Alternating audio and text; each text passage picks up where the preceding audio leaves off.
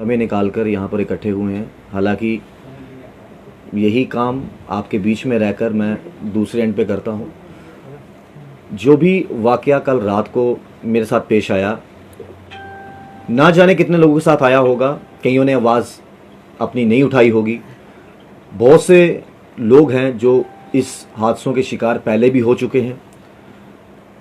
शुरुआत से मैं बताऊंगा आपको हुआ क्या। कल मैं जब बीसी रोड से लगभग 11:15 के आसपास निकल रहा था तो वहाँ पर मैंने देखा कोई 25 से 30 लड़के वहाँ पर मौजूद थे। काफ़ी ज़्यादा टू व्हीलर, स्कूटियाँ, बाइकें वहाँ पर मौजूद थी और मुझे लगा कि जैसे हमारा कर्तव्य बनता है, हम तमाम खबरें अपडेट करते हैं और अपने व्यूअर्स तक पहुँचाते हैं, वैसे ही मेरे साथ मेरे ऑफिस के कुलीग एडिटर भी मेरे साथ थे। तो हमने गाड़ी जब आगे लगाई तो गाड़ी लगाने के बाद हम नीचे उतरे। सबसे पहले मेरा कर्तव्य बनता था एक सिटीजन होने के नाते कि मैं सिटीजन होने के नाते एक कर्तव्य बनता था कि इसकी जानकारी पुलिस को दूं। तो पुलिस को मैंने फ़ोन किया। लगभग 11:52 हुए थे। पुलिस को मैंने फ़ोन किया और मैंने पुलिस को ये बताया कि यहाँ पर कोई 30-40 लड़के हाथों में डंडे लेकर यहाँ खड़े हैं। क्या पता उनकी बहसबाजी हुई है, क्या वजह है मुझे नहीं मालूम, लेकिन हाँ, अगर आप जल्दी यहाँ पर नहीं आए तो बहुत बड़ा हादसा यहाँ पर हो सकता है। तो चौकी अफसर जो वहाँ के हैं, SHO साहब, उन्होंने कहा कि विद इन मिनट्स में जो है वहाँ पर पुलिस पहुँच जाएगी। तो मैंने सोचा जब पुलिस यहाँ पर आ जाएगी उसके बाद मैं अपना काम जो है वो लाइव शुरू करूँगा। उसके बाद जैसे पुलिस की जिप्सी वहाँ पर आई, हमने अपना लाइव शुरू कर दिया। अपने ही बाहुबली एक्सेस के चैनल के माध्यम से हमने लाइव शुरू किया। शायद आप तमाम लोगों ने देखा भी होगा। उसके 10-15-20 सेकंड के बाद क्या हुआ, जैसे पुलिस की जिप्सी आई, वहाँ से तितर बितर होना शुरू हो गए, लड़के भागना शुरू हो गए इधर उधर कि पुलिस आ गई है, भागो भागो भागो। तो पुलिस की जिप्सी जो है वो जब चेस करने के लिए उन लड़कों को गई जो वहाँ पर मौजूद थे, तो इसी दौरान हम उसको कवर कर रहे थे। हमने विजुअल के जरिए बताया भी कि लड़के कोई सीढ़ी से उतर रहे हैं, कोई यहाँ से उतर रहे हैं। पुलिस को देखकर भागना शुरू कर दिया। वो अभी बातचीत कर ही रहे थे, हम अभी मतलब अपने चैनल के माध्यम से आप तक बता ही रहे थे खबर। उसी दौरान एक बियर की बोतल आती है। मैं और मेरा जो साथ में सहयोगी मेरे ही चैनल का वहाँ पर मौजूद होता है। एक बियर की बोतल आती है तो हमारा सिर हम बचाते हैं तो वो नीचे जाके टूट जाती है और इसकी आवाज़ आप हमारी जो बाहुबली की लाइव विजुअल है रात की, उसमें भी आपने सुनी होगी ज़रूर।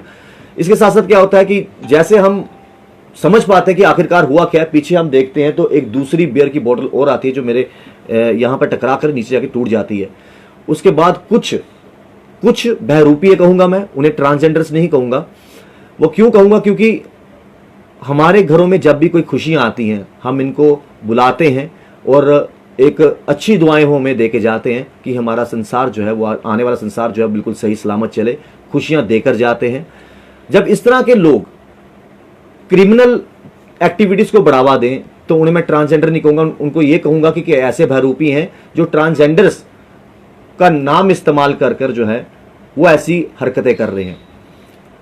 जैसे दूसरी बियर की बोतल पड़ी, वहाँ से मैं और मेरा सहयोगी वहाँ से भागते हैं और कैमरा लाइव ऑन रहता है। भागते भागते जब हम आगे जाते हैं, एक साइड पे खड़ा होते हैं, हमने कहा चलो ठीक है अब यहाँ पर हम सुरक्षित हैं।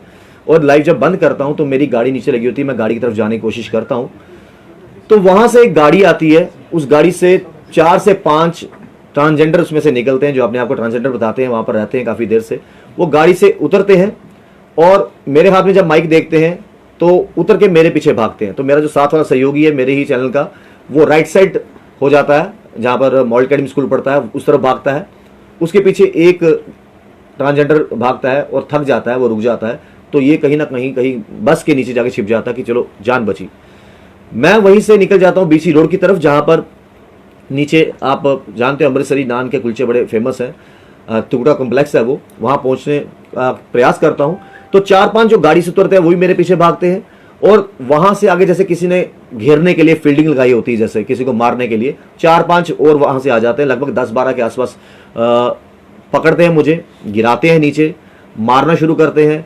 जो कुछ उनके हाथ में था, डंडा था या कोई लकड़ी पड़ी हुई थी, हाथों से, जूतों से, तो मैं अपने आप को बचाने के लिए बस ऐसे रखता हूँ तो बैठ जाता हूँ। और 5 से 6 मिनट उन्होंने अच्छे तरीके से, अब मुझे नहीं पता था कि वो 10-12 के शायद 15 कब हुए या 20 कब हुए होंगे, या हो सकता है 10-12 के 8-9 रह गए होंगे, लेकिन तसल्ली से मारते हैं। फिर किसी एक को तरस आ जाता है, उसने वो ये कहता है कि देखिए, जब मार रहे होते हैं उस दौरान सबसे पहले मेरा पर्स निकालते हैं, ले जाते हैं। उसके बाद मेरा माइक आईडी पकड़ के वहाँ पर तोड़ देते हैं वो अभी भी शायद वहाँ पर पड़ी होगी, अगर किसी ने नहीं उठाई होगी तो। उसके बाद एक फ़ोन जिस पे मैं लाइव कर रहा था, उनको ये लगा, जो कि मेरे सहयोगी, चैनल के सहयोगी का फ़ोन था, उनको ये लगा कि इस पे रिकॉर्ड की है वीडियो, उसको हम अपने पास रख लेते हैं, डिलीट कर देंगे, फ़ोन तोड़ देंगे, सब कुछ डिलीट हो जाएगा। लेकिन उनको ये मालूम नहीं था कि वो फेसबुक वीडियो जो हमारे चैनल पे वो लाइव चल रही थी। तो फ़ोन वो अपने पास रख लेते हैं, दूसरा फ़ोन मेरा भी अपने पास रख लेते हैं, माइक आईडी तोड़ देते हैं, पर्स ले जाते हैं।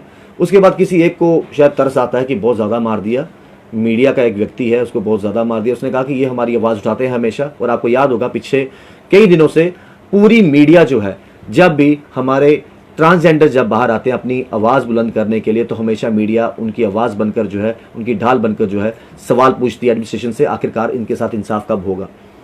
लेकिन ये जो लोग जो क्राइम को बढ़ावा दे रहे हैं, ऐसा लगता है किसी पर्टिकुलर जगह से स्पेशल प्लांट करके इनको यहाँ पर रखा गया है, छोड़ा गया है, जो कहीं ना कहीं एक किस्म के क्राइम को बढ़ावा दे रहे हैं। हालांकि इसकी जानकारी जम्मू कश्मीर पुलिस को है भी, और अगर है भी तो अब इस पर अभी तक क्यों कोई कड़ी कार्रवाई नहीं हो पाई। मेरे पास भी दो ऑप्शन है, या तो चुपचाप करके घर बैठ जाऊं, कोई बात नहीं, जख्म है, हफ्ते 10 दिन 15 दिन में ठीक हो जाएंगे, चुप रहता हूं। आज मेरे पे हमला हुआ है, कल शायद मेरे किसी और मीडिया के सहयोगी पे हमला होगा, या मीडिया का नहीं भी हो, कोई आम नागरिक भी होगा, उसका तो वहां पर 12 बजे से बाहर निकलना तो मुश्किल हो गया। कोई परिवार के साथ जा रहा है, कोई कैसे जा रहा है, ये तो जबरदस्ती घेर के मतलब इस तरह मारना शुरू कर देंगे। तो कल रात को यही इंसिडेंट हुआ। उसके बाद जब उसने कहा कि हमारे एक न्यूज़ कवर करते हैं, इनको छोड़ दीजिए, तो फिर एक जो ट्रांसजेंडर है वो मेरे पास आता है, वो कहता है ये लो जी, आप ये अपना मोबाइल रखो, ये आपका हमारे पास रह गया था। लेकिन जिसमें लाइव हुआ था वो फ़ोन अभी तक नहीं मिला, पर्स अभी तक नहीं मिला, माइक आईडी वहाँ पर तोड़ दी। उसके बाद पुलिस द्वारा मुझे आगे हॉस्पिटल ले जाया जाता है, उपचार वगैरह होता है।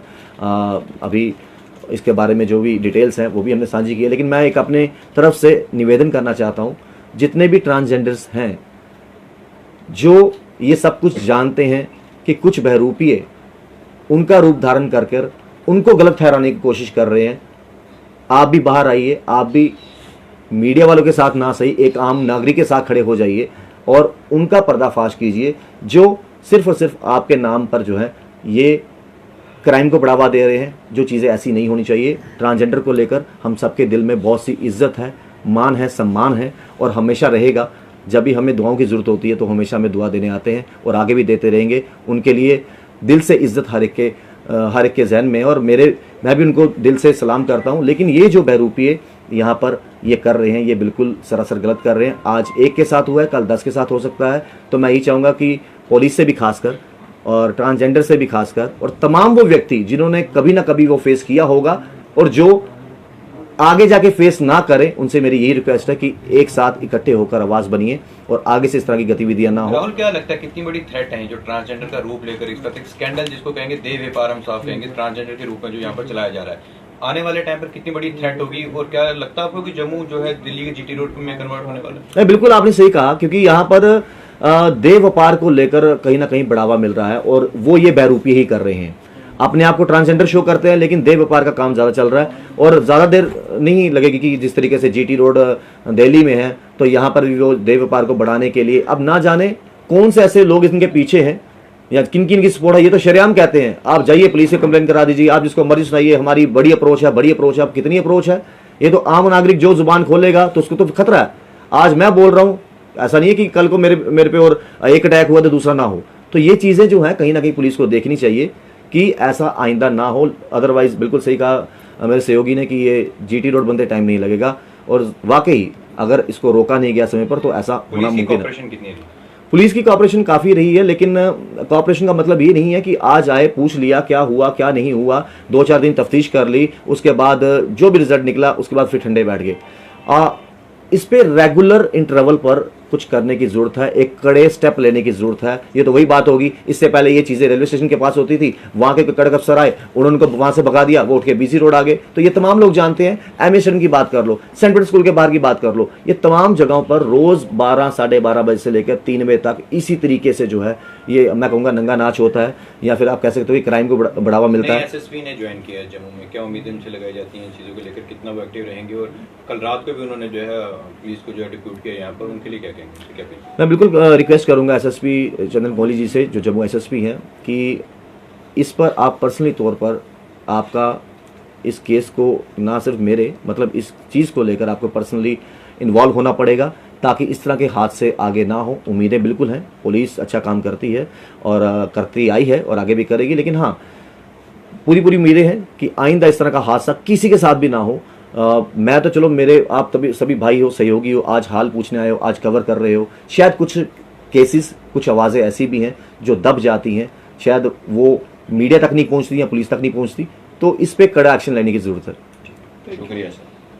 CBSE affiliated MV international school ठंडी खुई में नर्सरी से 12वीं कक्षा की एडमिशन खुल चुकी है। अगर आप चाहते हैं कि आपका बच्चा ब्रिटिश, अमेरिकी और कोरियाई international exchange programmes, NCC, Byju's, Tata, robotics इत्यादि में भाग ले तो 12 नेशनल अवार्ड्स और ब्रिटिश काउंसिल के इंटरनेशनल स्कूल अवार्ड से सम्मानित MV इंटरनेशनल स्कूल आपके बच्चे के लिए है बेस्ट चॉइस। प्री नर्सरी से UKG के स्टूडेंट्स के लिए इस स्कूल की प्रेप विंग में सभी आधुनिक फैसिलिटीज हैं। तो MV इंटरनेशनल स्कूल में आइए और अपने बच्चे के सुनहरे भविष्य की सीट बुक करवाइए। एडमिशन के लिए कुछ ही सीटें बची हैं। हमारी ट्रांसपोर्ट जम्मू, सांबा और कठुआ जिलों में उपलब्ध है।